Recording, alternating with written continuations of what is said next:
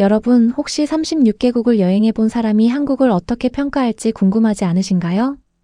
오늘 소개할 외국인 여행 유튜버는 한국이 벌써 세 번째, 어쩌면 네 번째 방문이라고 말합니다. 본인도 정확히 몇 번째인지 헷갈릴 정도로 자주 온다는 거죠. 그런데 이 외국인이 영상 시작부터 던진 한마디가 인상적입니다. 36개국이라는 숫자도 놀랍지만 그 많은 나라를 둘러본 사람이 한국을 두고 이렇게 체계적으로 모두가 즐거워하는 나라는 본 적이 없다고 말한 겁니다. Trees, alright? I have never seen a nation in my life that has fun in such an organized way. Really, wherever you go in the city, you will see people gathering for an event, an activity, or a festival. But this is also a result of the work done by the municipalities. So I truly 그녀는 왜 한국에 이렇게 자주 오는지, 왜 떠날 때마다 한국이 그리운지 그 이유를 오늘 직접 보여주겠다고 하는데요. 그녀가 꼽은 첫 번째 이유는 한국의 사회적 교류 문화였습니다. 흔히 외국인들은 한국 사람들이 일만 하는 줄 알지만 실제로는 도시 어디를 가든 사람들이 모여 즐기는 행사와 축제를 볼 수 있고 이 모든 게 지자체가 무료로 주최하는 행사라는 겁니다. 도시의 작은 디테일 하나하나까지 사람들의 삶을 편하게 만들기 위해 설계되어 있다고 그녀는 설명했는데요. 그래서 그녀는 그날의 축제 달력을 직접 확인하고 그 중에서도 가장 흥미로워 보이는 5곳을 골라 하루 종일 돌아보기로 했습니다. 첫 번째로 도착한 곳은 서울숲에서 열리는 가든 페스티벌입니다. 작은 정원들이 마치 전시회처럼 늘어서 있는데 각 정원은 지역 디자이너들이 디자인했고 일부는 K-팝 팬들이 직접 꾸민 정원이라고 합니다. 그런데 그녀가 정말 보고 싶었던 건 소셜미디어에서 화제가 됐던 포켓몬 숲이었습니다. 어릴 때부터 포켓몬을 좋아했다는 그녀는 곧바로 포켓몬 숲을 찾아 나서는데요.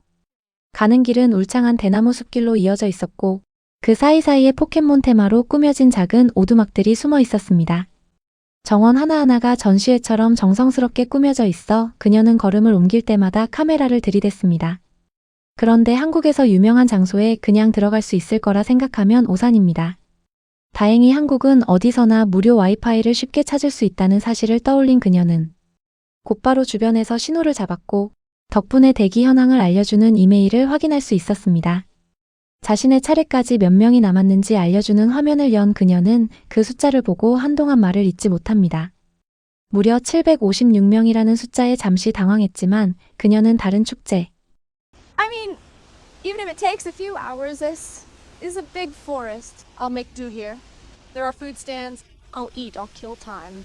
If I can't go to other festivals, there's nothing I can do about it. Because if I have to choose between them, I really want to go to the Pokemon one. 네 곳을 포기할 각오까지 하면서도 포켓몬 숲만큼은 절대 놓치지 않겠다고 다짐합니다.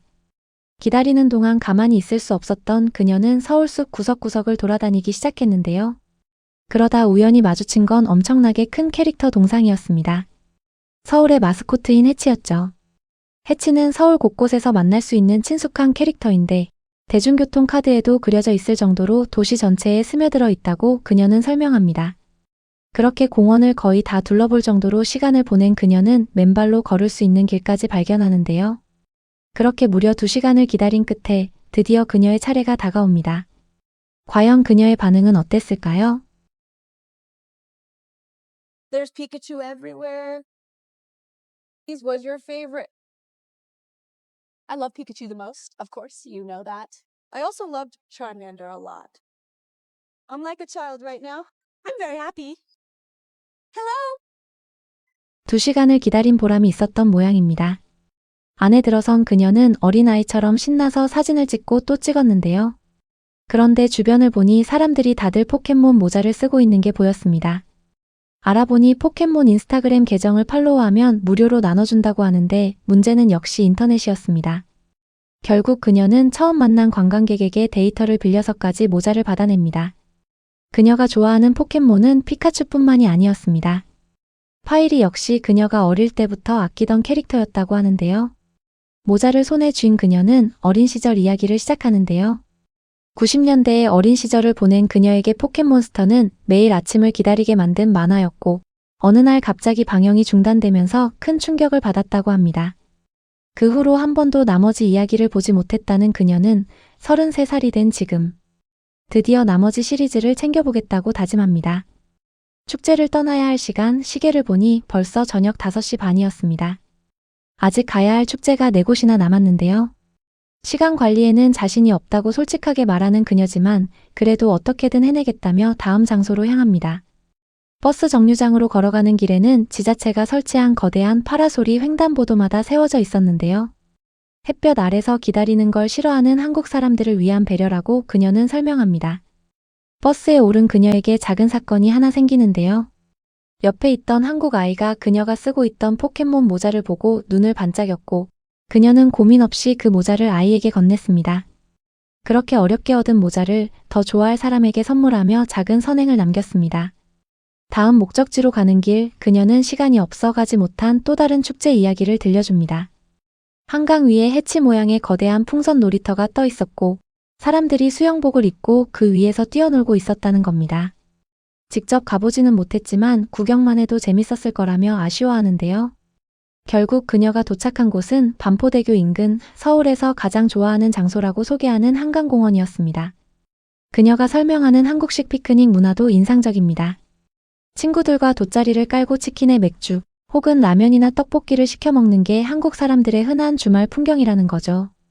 한강을 따라 걷던 그녀는 강변을 도는 무료 순환버스를 발견하고 또 한 가지 신기한 행사와 마주칩니다. 바로 사일런트 디스코였는데요. 헤드폰을 낀 사람들이 스피커 소리 없이 조용히 춤추고 뛰어다니는 모습이었습니다. 헤드폰이 없어 직접 참여하지는 못했지만 다음 주에 헤드폰을 사서 꼭 다시 오겠다고 약속하는 그녀입니다. 그런데 진짜 놀라운 건 그녀가 지금 서 있는 이 다리에 숨겨진 이야기였습니다. 그녀는 다리 이야기에 이어 또 한 가지를 짚어줍니다. Give you a bit of interesting information. The bridge I am currently on is actually a two-story bridge. There is another bridge right above it.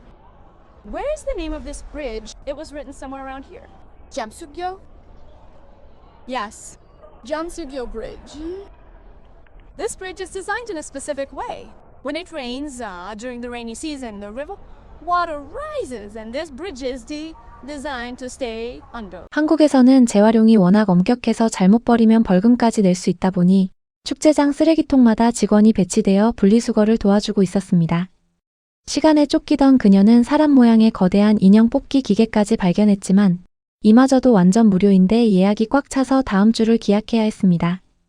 해가 저물 무렵 그녀는 4번째와 5번째 축제가 열리는 장소에 도착합니다.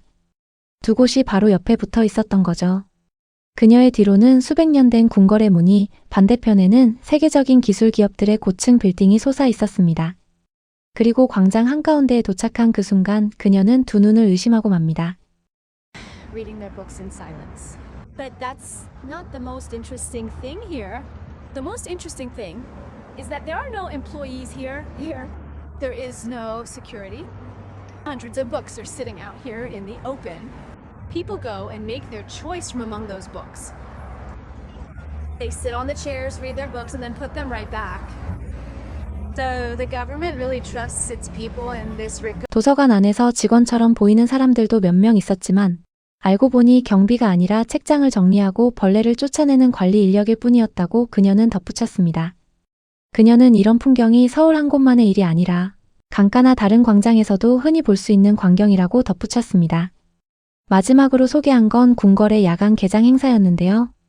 입장료는 3,000원, 우리 돈으로 1.5에서 2달러 정도밖에 안 되지만 한복을 빌려 입으면 입장료가 아예 무료가 된다는 점도 짚어줬습니다.